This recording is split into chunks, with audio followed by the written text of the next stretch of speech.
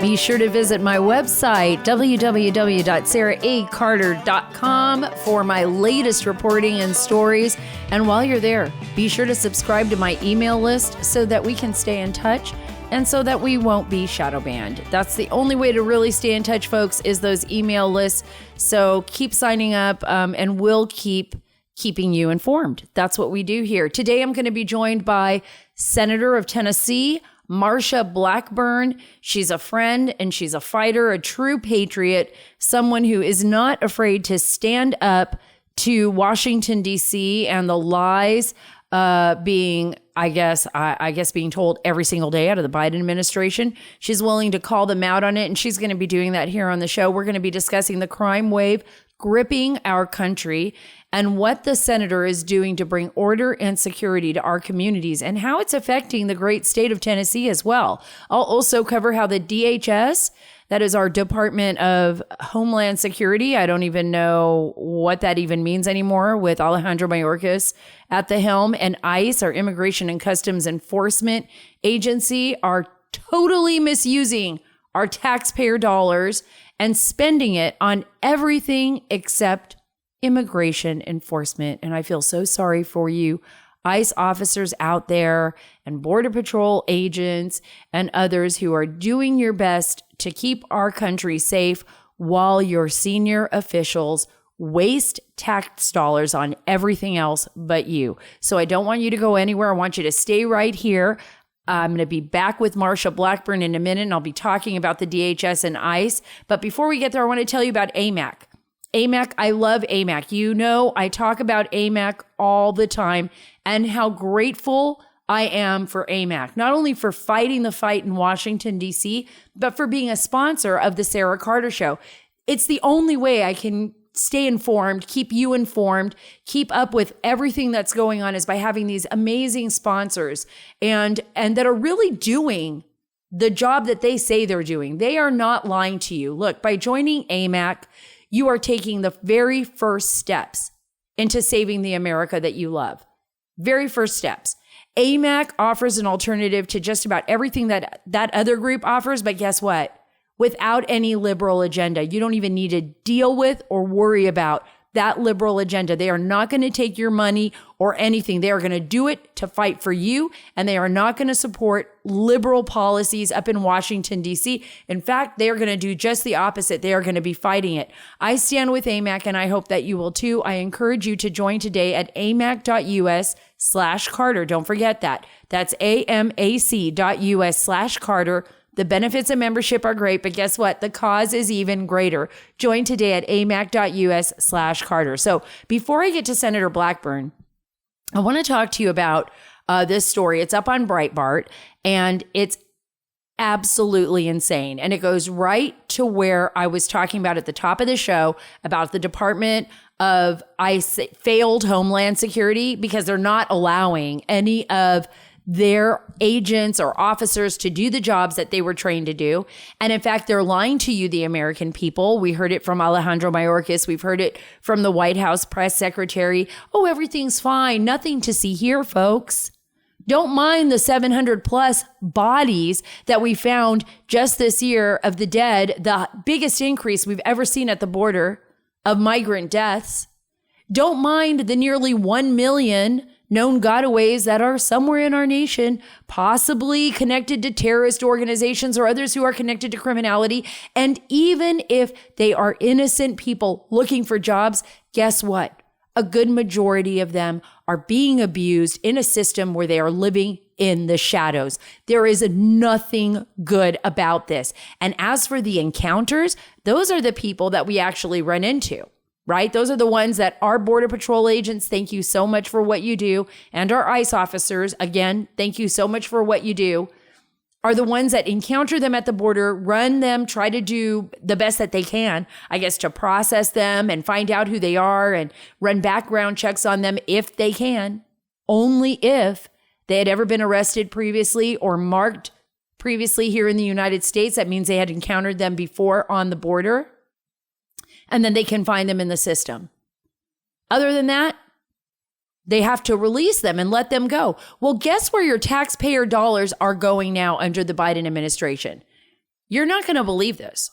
Just hold on to your seats right now, because I'm going to tell you, DHS is funding leftist organizations to study radicalization, white supremacy in video games. Yes, grab your kids' video games right now. Run for the hills. Run for the hills. You know, sometimes I just think like what they're doing is they're not even just, I mean, of course, this is total bullshit, right? You get this, right? This is what they're doing with your taxpayer dollars. It's ridiculous. But sometimes I think they're just studying these video games to figure out how they're going to continue brainwashing our kids. Maybe that's what they're doing. Maybe the trick here is to fully make them full on crazy radical leftists. Maybe that's the goal. It's like, we got to get rid of all of the manly games or the fighter games or the defend your nation games or the patriot games or anything like that, patriotic games, anything. We're just going to have like crazy radical leftist games to brainwash your child. Maybe that's it. Let me read you the story from Breitbart. The U.S. Department of Homeland Security, which recently said that questioning official narratives on matters like coronavirus policies constitutes a terrorist threat, has awarded nearly $700,000 to left-wing researchers to study radicalization in video games with the focus on white supremacy. Because we know that everywhere we go, we are just inundated with these crazy white supremacist groups, like everywhere, right? I mean, they're just falling out of the ceiling. They're coming out of the mountains. They're in our cities. I mean, we can't seem to get rid of these white supremacist groups, according to the DHS and the Biden administration, which, by the way, once again, I'm going to call bullshit on that. Over the past decade, video games have increasingly become the focal points of social activity and identity creation for adolescents and young adults, said DHS in its press release announcing the grant. The money will go to a joint project run by the Milbury Institute Center on Terrorism, Extremism, and Counterterrorism. Oh, the same type of groups that don't want to use Islamist radicals. These are the same type of groups that don't want you to say that, but all white people are racist. This is just, we are really living in upside down times. We are really living in upside down times. Take this, a nonprofit that pushes left-wing identity politics and logically a company which, according to Vice, is attempting to solve the problem of bad online behavior at scale. And by the way, I was watching the news the other night, watching Fox News. You know, there's different ads coming on, different various channels. And there's this Facebook advertisement. And I don't know if you all have seen this, but it's so scary. It's so Orwellian. And it just came to me right now, what I'd seen, but it was coming on over and over again. It's like we're talking about these issues, like these really scary issues, like being ostracized, censorship in America. What does our First Amendment mean? What is our Fourth Amendment right? What are our rights as citizens? What are our rights as a president of these United States of America, like President Donald Trump and what's happened to him? And all of a sudden, this Facebook ad comes on and it's like, we're spending trillions of dollars. I don't even remember how much. We're spending so many billions that you can't even imagine.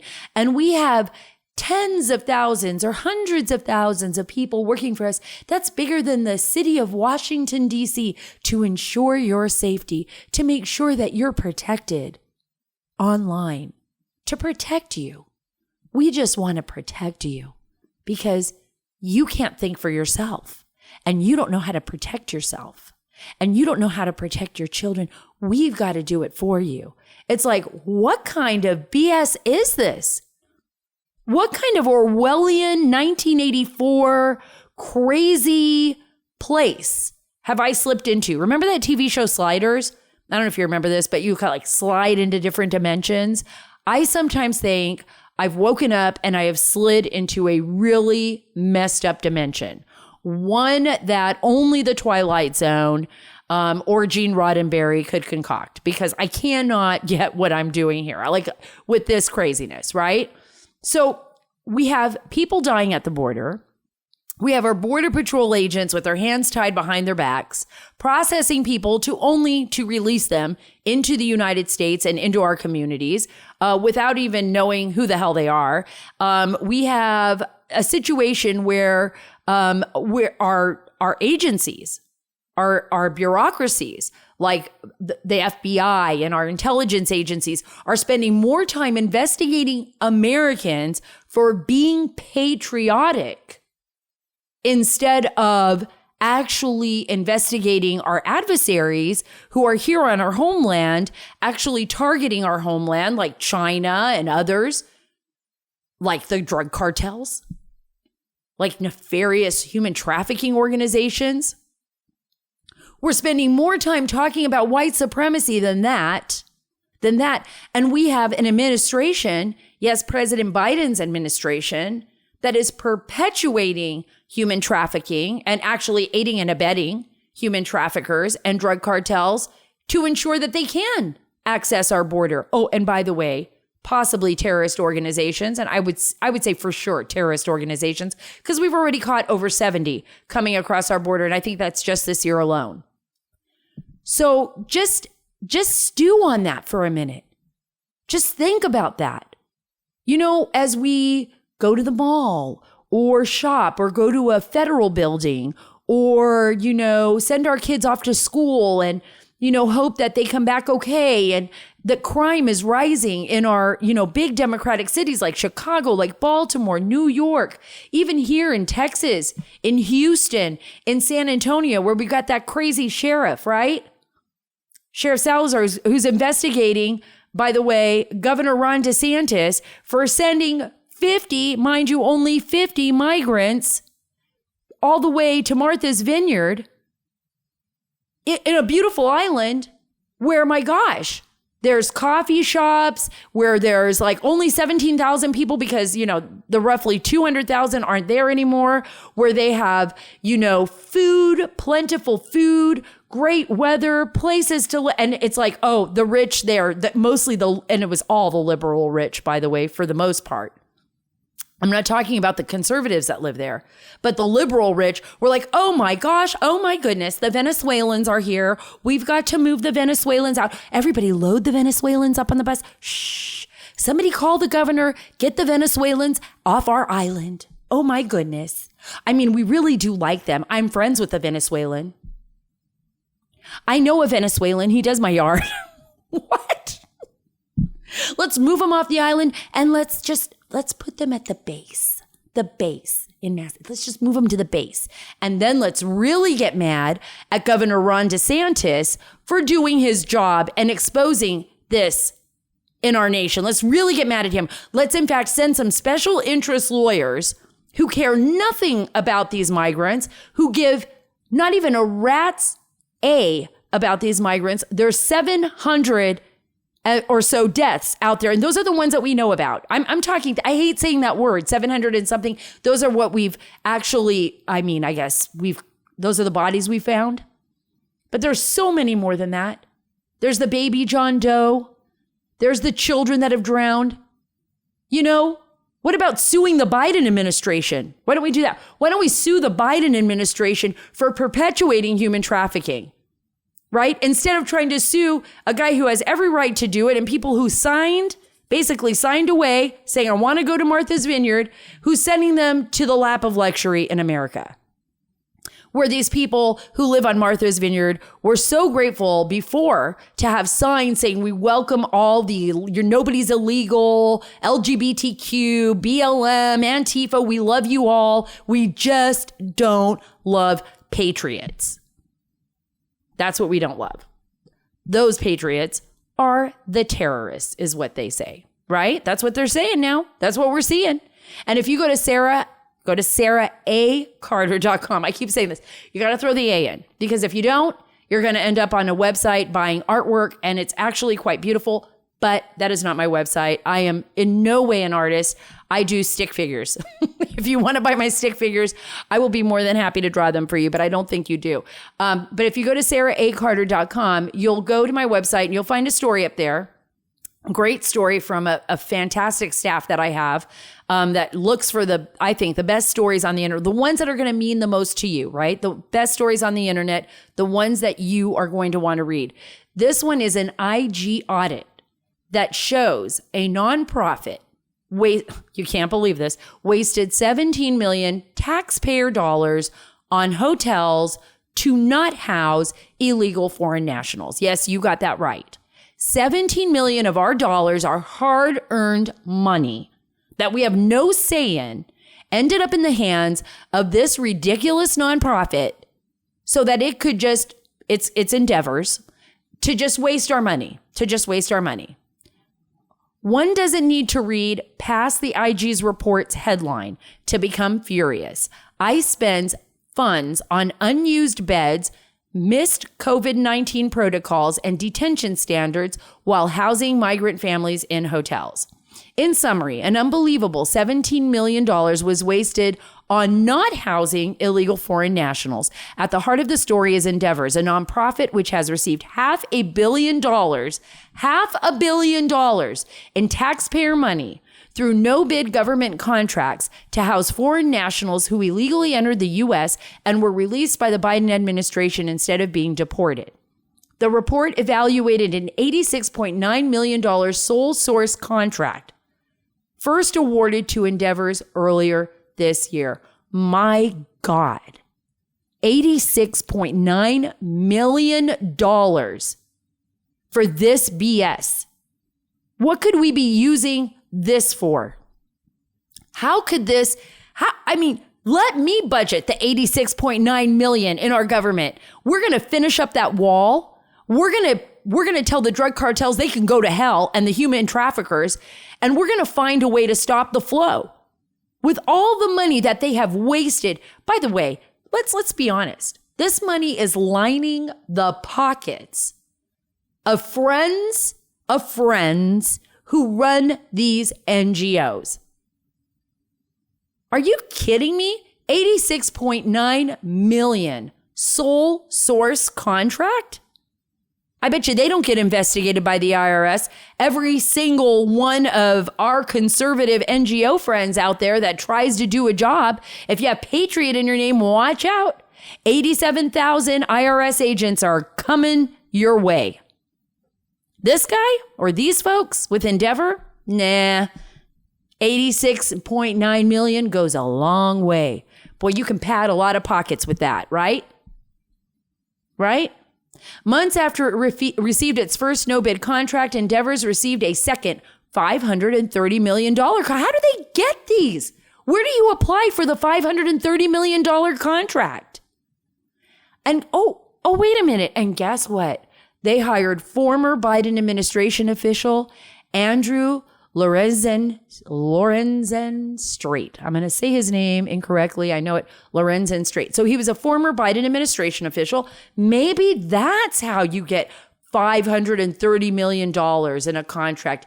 Maybe that's how you get $86.9 million. That's awesome. They hired him as his senior director for migrant services. You know, you just got to keep the illegals coming. You just got to keep that flow coming in order to pad the pockets of the people who are running the NGOs who say they care about these illegals when we can just stop it. That's the lie, folks. That's how the government lies to everyone and to you and to me and to the poor migrants and to those poor children who have lost their lives at the border. Guess what? Because everyone is playing them as pawns. And that is really, really sad. It's unbelievable. It is a corruption that is embedded deeply into our system. And it is the reason why November cannot come fast enough. It is the reason why we need somebody else in the White House. We need someone with integrity and someone who's willing to fight back and someone who's willing to do the job that this government right now is incapable of and does not want to. Their goal is to break down this great nation. I truly believe that. Their goal is to tear us apart. And that is unacceptable to me. And I hope that every single one of us gets actively involved on the local level, local political level, state level, and then federal level, right? We are going to get out there. We are going to vote. We are going to get involved, and we are going to find out what's happening in our communities and in our schools. That is our duty as Americans. And before I get to Senator Marsha Blackburn, I want to tell you about another great patriot. Yes, Mike Lindell. Mike Lindell, who has this phenomenal, it's like a one-stop shop. It's my store. It's my store, right? Like My Pillow, but it's like my store.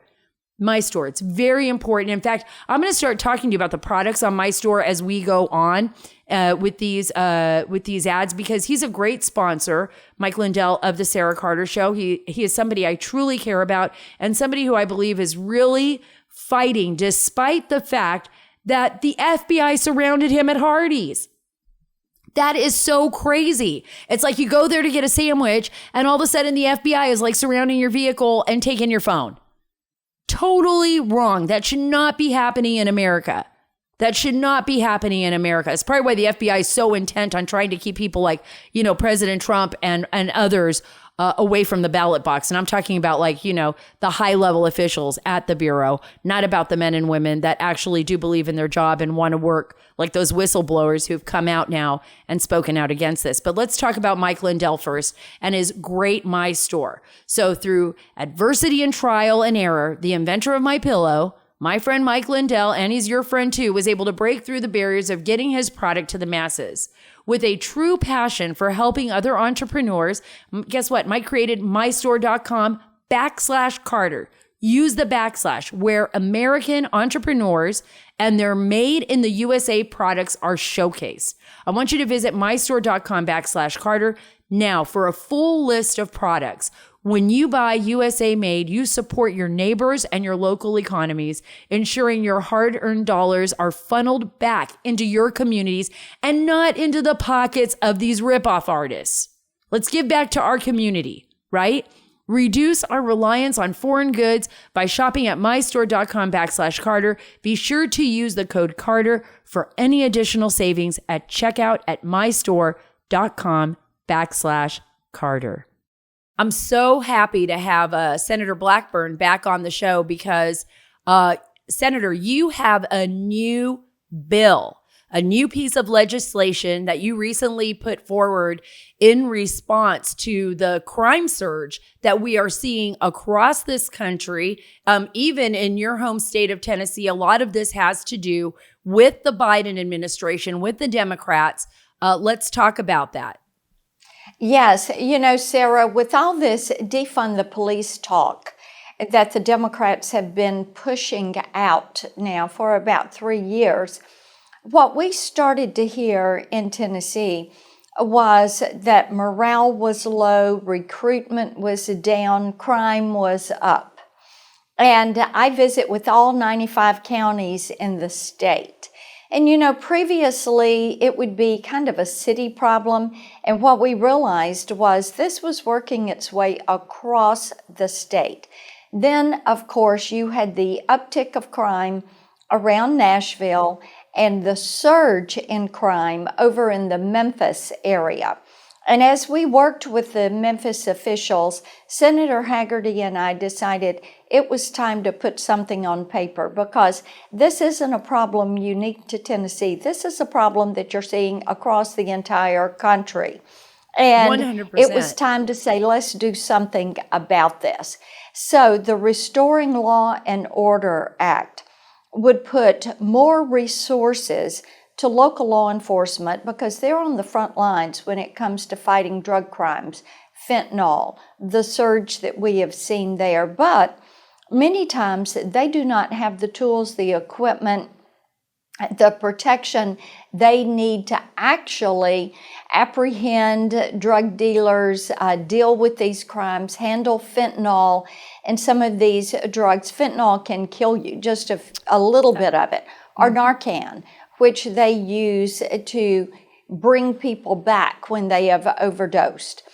So there need to be more resources available. Likewise, every time we meet with a sheriff or a police chief or those that are a captain with a police force, they will tell you they need more officers and agents, that people are getting weary, they are overworked. So we have money that is left over from COVID. So what if we use that money to help pay officers more appropriately? If we use that money to hire more officers, so you have people that can respond to crime. We also are looking at that money that they were appropriating for 87,000 IRS agents. That money would be better spent making our communities safe. Another component in this. Oh, I was going to ask you really quickly, how is it that we see the Dems and we've seen the narrative that they've pushed against police officers, and we've seen that since we saw the uprisings of Antifa, BLM across America. I talked to a lot of police officers, a lot of federal officers on the border, Senator, and there is this sense of frustration that nobody has their back, that while they're out there putting their life on the line, doing everything they can to protect their communities, you know, that if they make a decision that doesn't sit well with the left, or if they have to protect themselves, that they could end up being on the other side. They could end up being the ones targeted. How do you deal with that? Well, and you're citing a problem we hear a lot, because citizens will tell you, police officers will tell you that what the left has done is they've made heroes out of criminals, and they have turned police officers, law enforcement officers, into villains. So that is a big part of the underlying problem. So this legislation, we feel, is a way that, and this should be bipartisan, our Democrat friends should join us in this. It is a way to say to local law enforcement, we've got your back because we know the tables have flipped and you are on the front lines. You're on the front lines fighting drug trafficking, sex trafficking, human trafficking, gangs. You are on the front line dealing with drug dealers because they've been allowed to come across that open southern border. You're on the front line because now what you are doing is you are confiscating these drugs in the pounds, when previously it would be a few grams of drugs that you would apprehend. So this legislation is a way to do that. There's another piece of this legislation that deals with rape kits.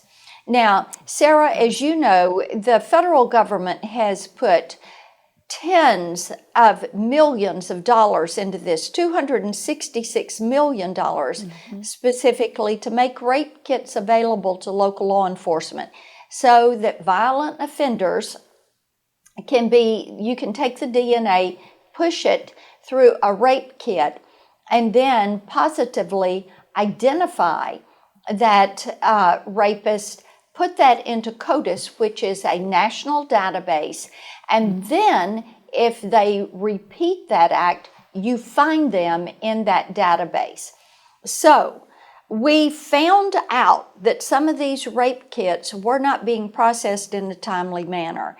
Indeed, dealing with the issue in Memphis, the murderer of the young mom had committed a violent rape a year prior. The rape kit had not been processed. It took them 1 year to return that to the Memphis Police Department, and it came back the day they found that young mom's body.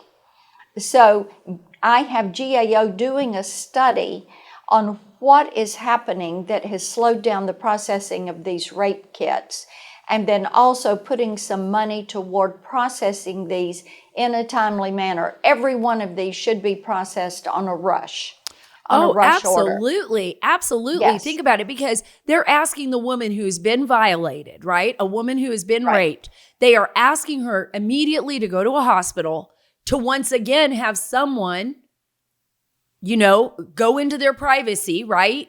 To put together a rape kit, and then they're not sending it in time is unfathomable to me. And the fact that and let's talk about that. I mean, this wonderful young mother who was a teacher, Eliza Fletcher. She's out on a jog. I mean, this is like, it's a terrible, horrible situation to think about what happened.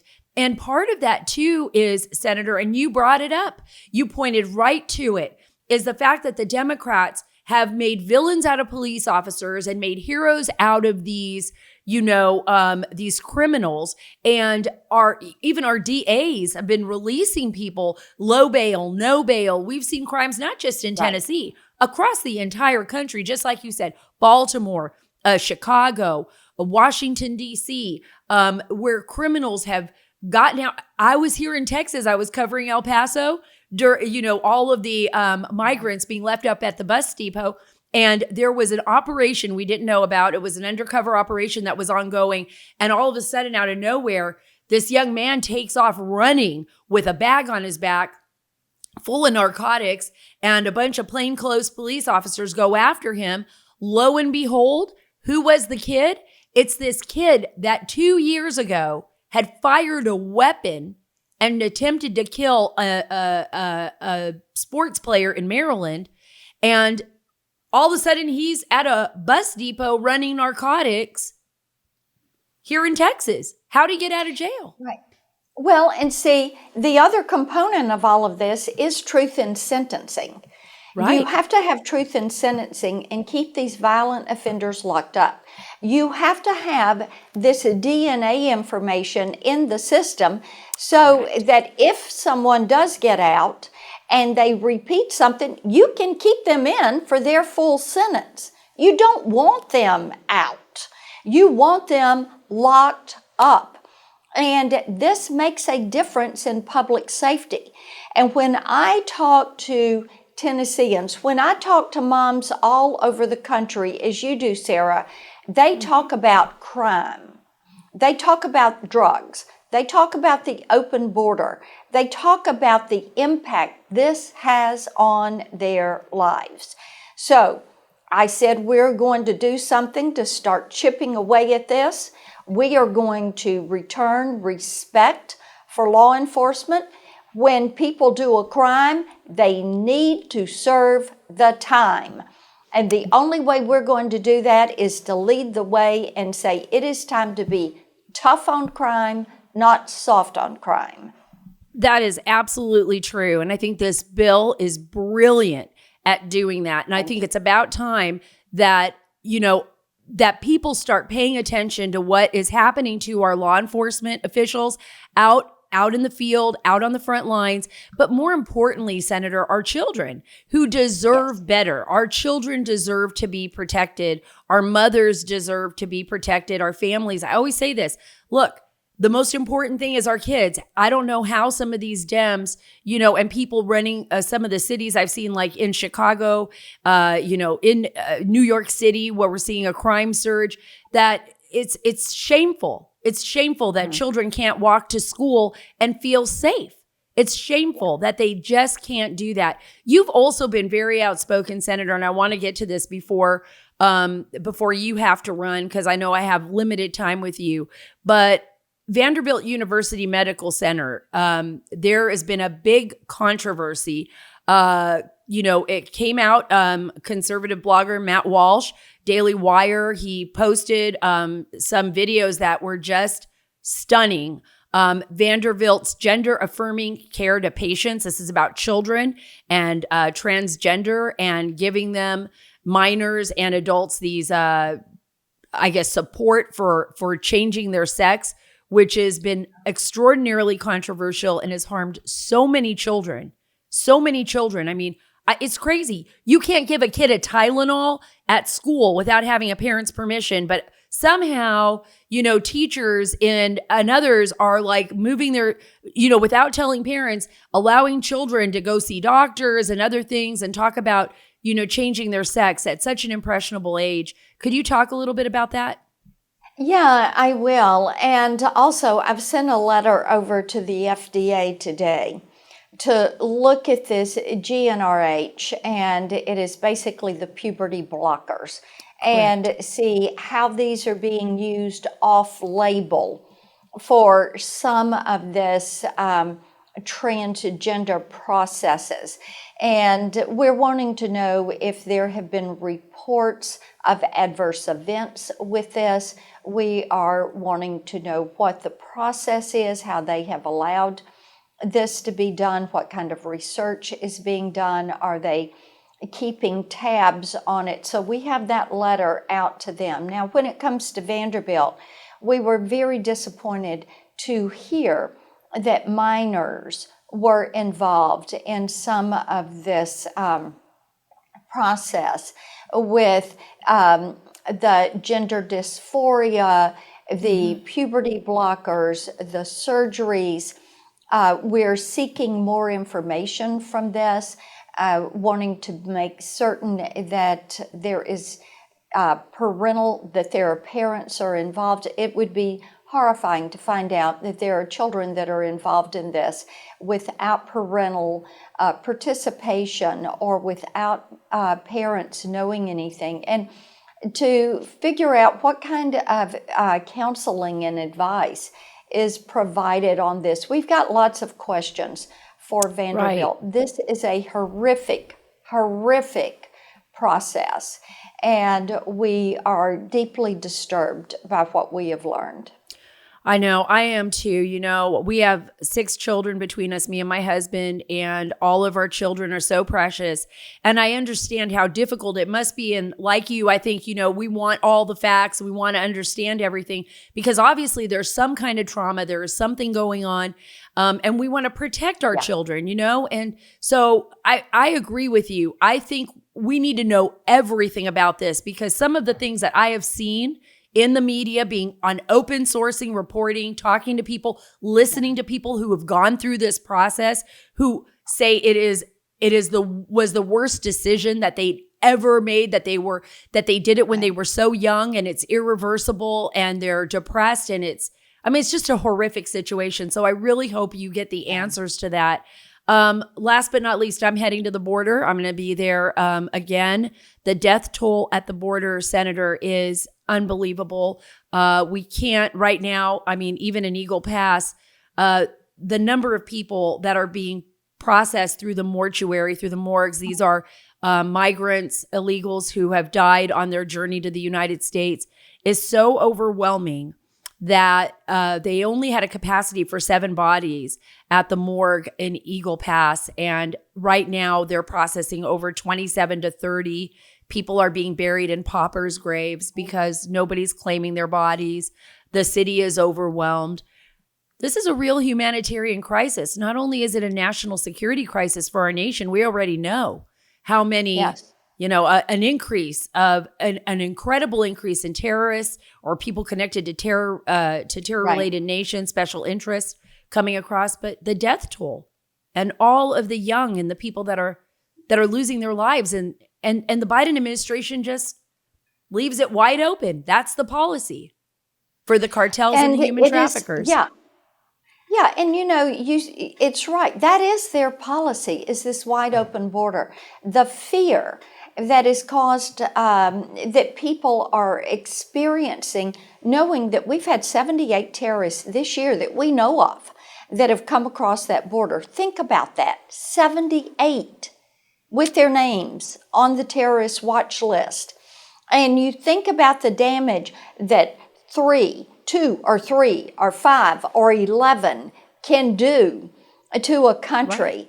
And knowing you have these here, knowing they're working with the cartels and knowing that they're out here with these gangs, knowing that crime has picked up in our cities, knowing that local law enforcement is on the front line of every bit of this.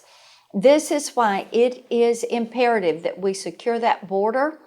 It is a humanitarian crisis. And Sara, one thing that I thought about, all of this, you had the people at Martha's Vineyard so upset they had the illegal immigrants out of there within 48 hours. Right. I didn't hear one of those people that gave an interview, not one, say, what kind of condition were these individuals in? Had these women and girls been sexually abused? Are these people that were going to be moved into working out their fee in dealing with these cartels? How could we have helped with a humanitarian crisis? Really was quite revealing. Oh, it was very revealing. And there were a few people that I actually was privileged to meet when I went out to Martha's Vineyard this past week that were actually very disgusted with the behavior of some of their neighbors, and were willing to say it, and were just, and willing to put everything on the line to say it. Because I think that it revealed, I think what Governor DeSantis did was a smart move, right? And what Governor Abbott's doing, what you're doing. President Biden was flying people in the darkness of night into Tennessee, into your home state. What is the difference? That's right. They had over 1,000 beds. To stop it, we had to call it out. Right. And so I applaud Governor Ducey, Governor Abbott, Governor DeSantis, who are sending them to these cities that have said we're sanctuary cities. They've done all the virtue signaling. If they're a sanctuary city, obviously they have the infrastructure to handle this. Right. And then for them to revert and say, oh, we don't have the infrastructure, we can't handle this.